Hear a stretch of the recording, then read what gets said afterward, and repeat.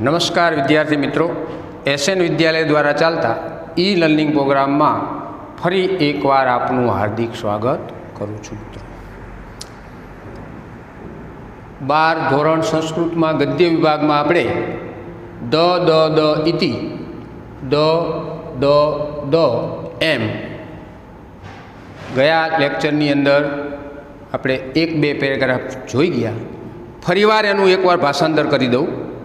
सिंहावलोकन न्याय मतलब कि आगळनुं जे आपणे भण्या छे एनुं रिविजन पुनरावर्तन फरी एक बार तमने करी दऊँ।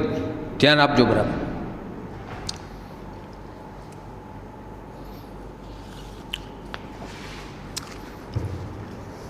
द द द एक द एटले दमन, एक द एटले दान અને એક દ એટલે દયા। તો દેવો માટે દમન, સંયમ, ઇન્દ્રિય નિગ્રહની વાત કરી। મનુષ્યો માટે દ તો દાન કરો, આપો એવી વાત કરી છે। અને એક દ અસુરો માટે, દાનવો માટે દયા કરો એવી વાત કરી છે। ગયા લેક્ચરમાં મેં તમને વાત કરી દીધી છે।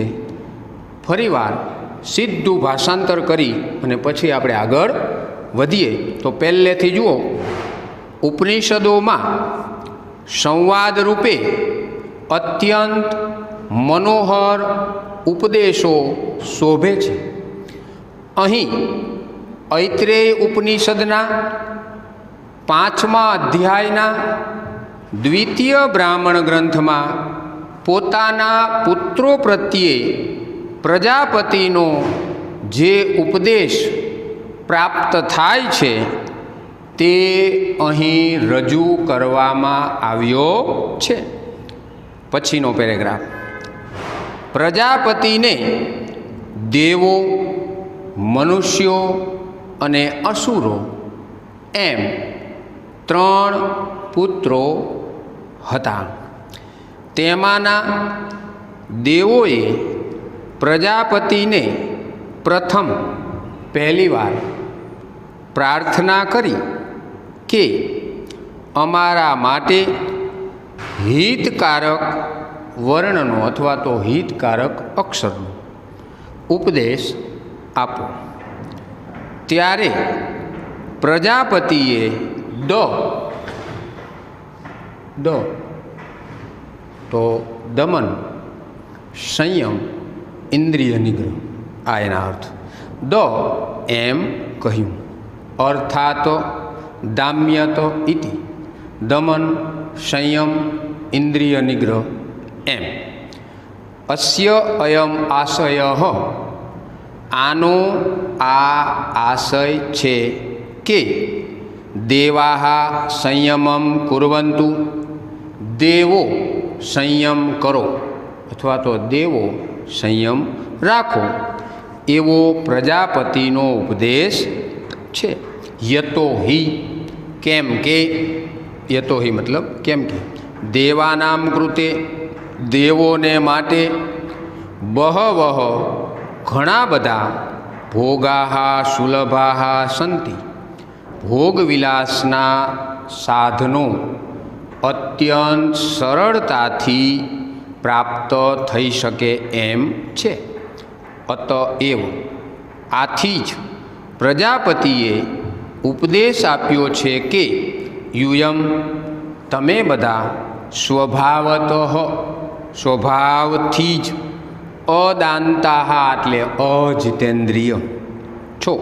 અતઃ આથી યુષ્માભિ એટલે તમારે સર્વનામ છે, યુષ્માભિ સર્વનામ, તમારે દાંતૈ તો દમનશીલ, 2 શબ્દો આમાં તમને અઘરા લાગતા હોય કે અદાંતાહ તો અજિતેન્દ્રિય અને દાંતૈ તો દમનશીલ ભાવ્યમિતિ બનવું જોઈએ।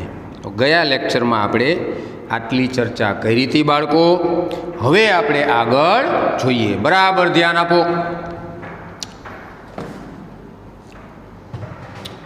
પહેલાં હું પઠન કરું છું, શાંતિથી સાંભળજો, પછી આપણે એનું અનુવાદ ભાષાંતર કરીએ. તતઃ મનુષ્યા ભગવંતમ પ્રજાપતિમ પ્રાર્થિતવંત અસ્માકં કૃતે અપી હિતકારકમ અક્ષરમ ઉપદિશતુ ઇતિ તદા પ્રજાપતિ દ ઇતિ પ્રોક્તવાન અર્થાત દત્ત ઇતિ. અસ્ય અયમ આશયઃ મનુષ્યાઃ સ્વભાવતઃ લુબ્ધાઃ સન્તિ અતઃ તે દાનમ કુર્વન્તુ ઇતિ પ્રજાપતેઃ ઉપદેશઃ. હવે આપણે ભાષાંતર કરીએ. તતઃ એટલે પછી, મનુષ્યાઃ એટલે મનુષ્યોએ, ભગવંતમ એટલે ભગવાન, પ્રજાપતિમ એટલે પ્રજાપતિને, પ્રાર્થિતવંત એટલે પ્રાર્થના કરી. આગળના પેરેગ્રાફમાં પણ આ શબ્દ વાક્ય આપણે જોઈ ગયા છીએ, એટલે તમને થોડુંક સરળ પડે. ફરી વખત, પછી મનુષ્યોએ ભગવાન પ્રજાપતિને પ્રાર્થના કરી. અસ્માકમ કૃતે અપી, અસ્માકમ એટલે અમારા, કૃતે એટલે માટે, અપી એટલે પણ, અમારા માટે પણ, અમારા માટે પણ, હિતકારકમ એટલે કે હિતકારક, કલ્યાણકારી, મંગળકારી, સારો, તમે ગમે તે લખી શકો. હિતકારક વર્ણનો, અક્ષરનો ઉપદેશ આપો. અમારા માટે પણ હિતકારી હોય એવા વર્ણનો ઉપદેશ આપો. તદા ત્યારે, તદા ત્યારે, પ્રજાપતિ પ્રજાપતિએ દ ઇતિ પ્રોક્તવાન, દ એમ કહ્યું. જો આગળ પણ દ એટલે સંયમ, બીજો દ આવ્યો તો એનો અર્થ આપણે જોઈએ, અર્થાત દત્ત ઇતિ, દત્ત એટલે દાન, એમ આપો એમ. અસ્ય અયમ આશય, આનો આ આશય છે, કે ભાઈ આનો આ ઉદ્દેશ્ય છે, હેતુ છે, કે મનુષ્યો, મનુષ્યા એટલે મનુષ્યો, સ્વભાવત એટલે સ્વભાવથી, લુબ્ધાહ લખો લોભી. જુઓ, મનુષ્યોને સ્વભાવથી લોભી કયા છે, અને ચોક્કસ વાત છે. તો મિત્રો, બાળકો, શિષ્યો, વિદ્યાર્થી મિત્રો, કદી લોભ ન કરવો, કરકસર જરૂર કરવી. એક પંક્તિ યાદ આવી, જીવનમાં ઉતારવા જેવી, કે ભાઈ અતિ લોભ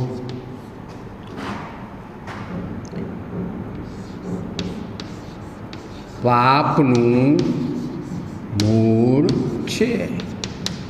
અતિ લોભ એ પાપનું મૂળ છે બાળકો. વધારે પડતો લોભ ન કરવો. જીવનમાં કરકસર જરૂરી છે, પણ બહુ લોભ, લાલચ એમાં ક્યાંય આવી જવું નહીં. તો અહીંયા ભગવાન પ્રજાપતિએ પણ કહ્યું છે કે જુઓ, કે મનુષ્યો સ્વભાવથી લોભી હોય છે. મનુષ્યો સ્વભાવથી લોભી હોય છે. અતઃ આથી, તે દાનમ કુર્વંતુ તેઓ દાન કરે. આ દત્ત શબ્દ આવ્યો જો દાન માટે. આથી તેઓ દાન કરે. ઇતિ એમ પ્રજાપતે ઉપદેશ, પ્રજાપતિનો ઉપદેશ છે. ઘણા બધા વાક્યો એવા છે કે આગળના પેરેગ્રાફમાં આવી જ ગયા છે.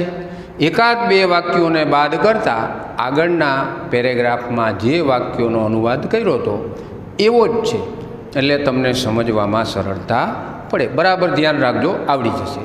હવે આપણે ફરી વખત જોઈએ.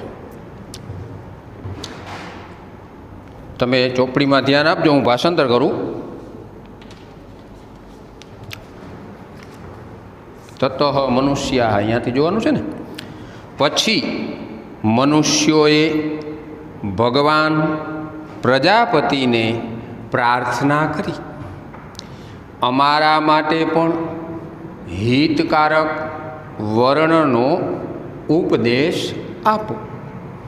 ત્યારે પ્રજાપતિએ દ એમ કહ્યું, અર્થાત દાન એમ આપો એમ. આનો આ આશય છે કે મનુષ્યો સ્વભાવથી લોભી હોય છે, આથી તેઓ દાન કરે એવો પ્રજાપતિનો ઉપદેશ છે. હવે હું સંસ્કૃત વાક્ય બોલીશ, તમારે ગુજરાતી કરવાનું, પછી હું ગુજરાતી બોલીશ, તમારે સંસ્કૃત બોલવાનું, એટલે થોડુંક તમને સરળતાથી જલ્દીથી ભાષાંતર આવડી જાય. તતઃ મનુષ્યા ભગવંતમ પ્રજાપતિમ પ્રાર્થિતવંત અસ્માકં કૃતે અપી હિતકારકમ અક્ષરમ ઉપદિશતુ ઇતિ. તદા પ્રજાપતિ દ ઇતિ પ્રોક્તવાન. અર્થાત દત્ત ઇતિ. અસ્ય અયમ આશયઃ મનુષ્યાઃ સ્વભાવતઃ લુબ્ધાઃ સન્તિ. તે દાનમ કુર્વन्तु ઇતિ પ્રજાપતેઃ ઉપદેશઃ. હવે હું ગુજરાતી અનુવાદ કરું છું, તમે સંસ્કૃત ઉપર ધ્યાન આપજો બાળકો.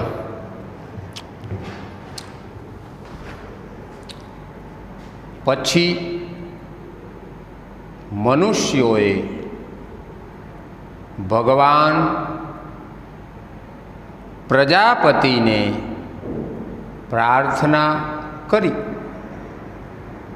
અમારા માટે પણ હિતકારક વર્ણનો ઉપદેશ આપો. ત્યારે પ્રજાપતિએ દ એમ કહ્યું, અર્થાત દત્ત દાન એમ આપો એમ.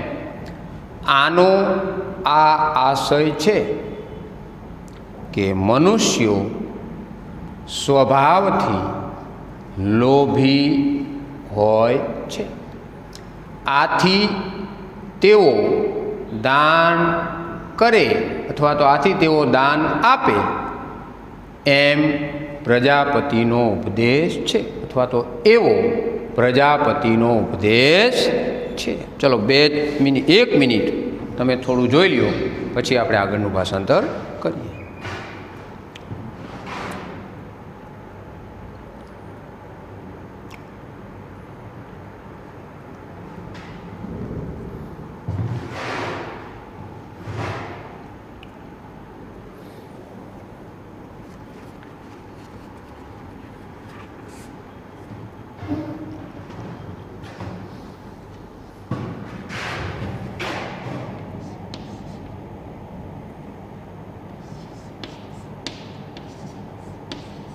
સંયમ,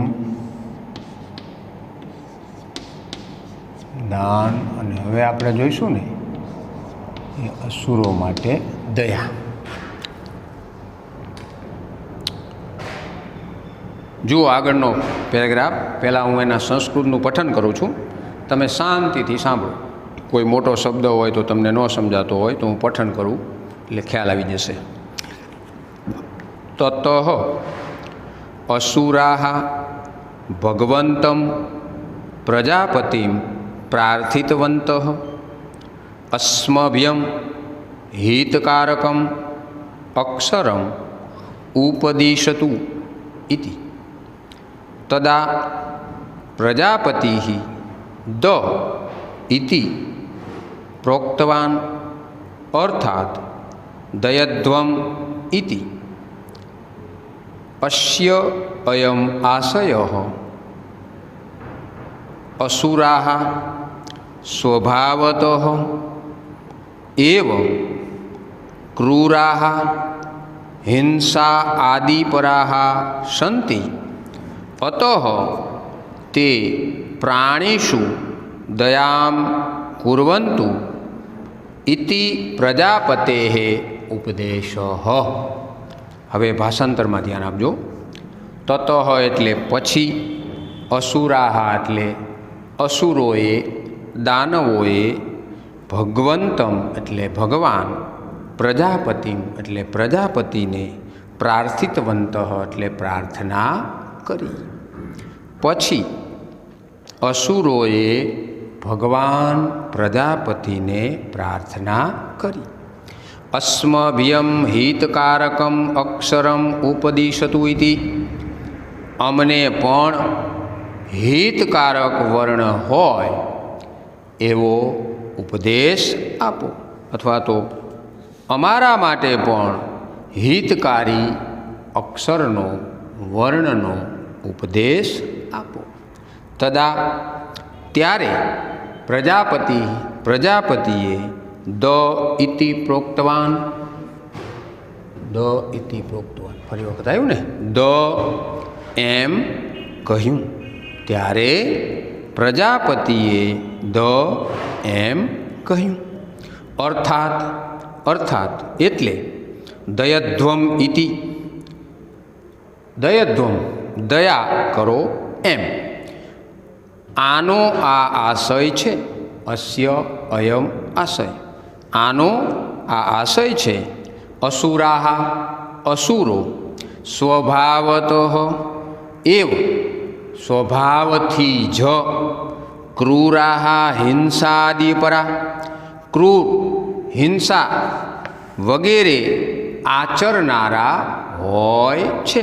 અસુરોનો સ્વભાવ કેવો છે? ક્રૂર છે, હિંસા છે વગેરે આચરનારા હોય છે. અતઃ આથી તેઓ પ્રાણીષુ પ્રાણીઓ પર દયામ કુર્વन्तુ દયા કરે એવો પ્રજાપતિનો ઉપદેશ છે. આથી તેઓ પ્રાણીઓ ઉપર દયા કરે એવો પ્રજાપતિનો ઉપદેશ છે. હવે ફરીવાર હું ભાષાંતર કરું છું, તમે બરાબર ધ્યાન રાખો. પછી અસુરોએ ભગવાન પ્રજાપતિને પ્રાર્થના કરી. અમને પણ, અમારા માટે પણ હિતકારક વર્ણનો ઉપદેશ આપો. ત્યારે પ્રજાપતિએ દ એમ કહ્યું. અર્થાત દયધ્વમિતિ દયા કરો એમ. આનો આ આશય છે કે અસુરો સ્વભાવથી જ ક્રૂર, હિંસા વગેરે આચરનારા હોય છે. આથી તેઓ પ્રાણીઓ ઉપર દયા રાખે, દયા કરે એવો પ્રજાપતિનો ઉપદેશ છે. હવે છેલ્લી વાર એક વખત હું પહેલાં અનુવાદ બોલું છું, તમારે એનો સંસ્કૃત શબ્દ જોઈ લેવાનો પાઠ્યપુસ્તકમાંથી. પછી અસુરોએ ભગવાન પ્રજાપતિને પ્રાર્થના કરી અમને પણ હિતકારક વર્ણનો ઉપદેશ આપો. ત્યારે પ્રજાપતિએ એમ કહ્યું. અર્થાત એટલે કે દયા કરો એમ.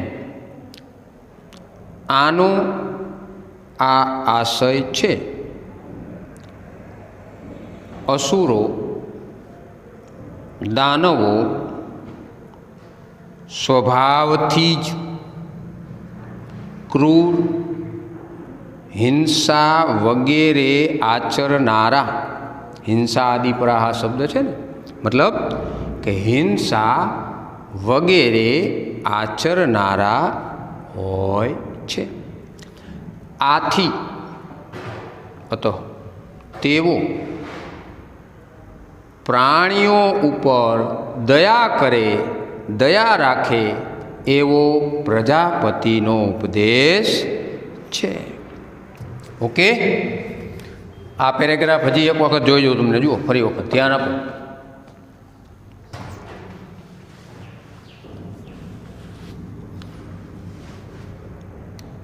તો તમને ખ્યાલ આવી ગયો હશે. દ પહેલો દ છે એ કોના માટે છે? દેવતાઓ માટે સંયમ રાખવાની વાત છે, ઇન્દ્રિય નિગ્રહ કરવાની વાત છે, દમનની વાત છે. બીજો દ છે એ કોના માટે છે? દાન કરવાની, તો મનુષ્યો માટે. પછીનો જે દ છે દયા કરવાની વાત છે, કોના માટે છે? અસુરો માટે છે, દાનવો માટે છે. 3 પ્રશ્નો, 3 જવાબ તો તમને એમને એમ જ યાદ રહી ગયા. ગુજરાતીમાં પૂછે કે સંસ્કૃતમાં પૂછે બાળકો, બરાબર?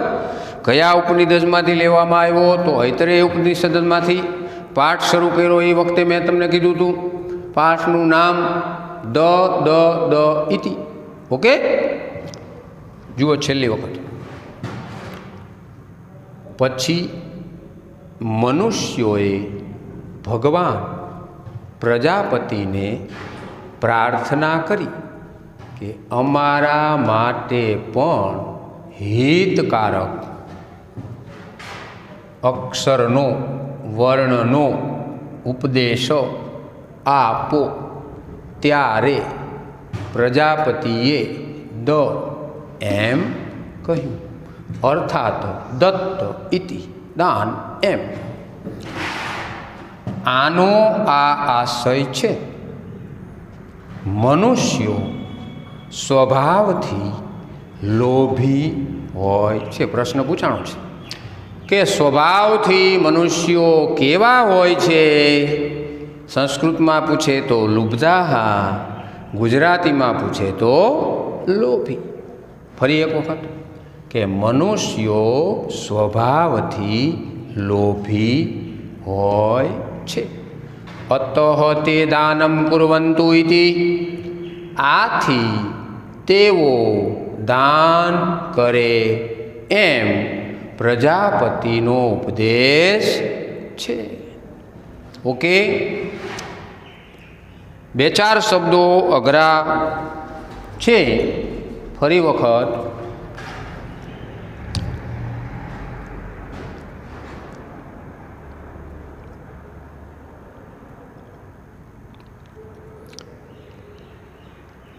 બહવઃ ભોગાઃ સુલભાઃ સંતિ. આગળ જોયું હતું આપણે કે ઘણા બધા ભોગવિલાસના સાધનો, બરાબર? અદાંતા શબ્દ તો અજિતેન્દ્રિય, અદાંતા અજિતેન્દ્રિય. દાંતૈ શબ્દ દમનશીલ, દાંતૈ એટલે દમનશીલ. પછી લુબ્ધાઃ તો લોભી. અને છેલ્લો પેરેગ્રાફ ફરીવાર જોવો હોય તો ધ્યાન આપો. પછી અસુરોએ ભગવાન પ્રજાપતિને પ્રાર્થના કરી અમારા માટે હિતકારક વર્ણનો ઉપદેશ આપો. ત્યારે પ્રજાપતિએ એમ કહ્યું, અર્થાત દયધ્વમ ઇતિ.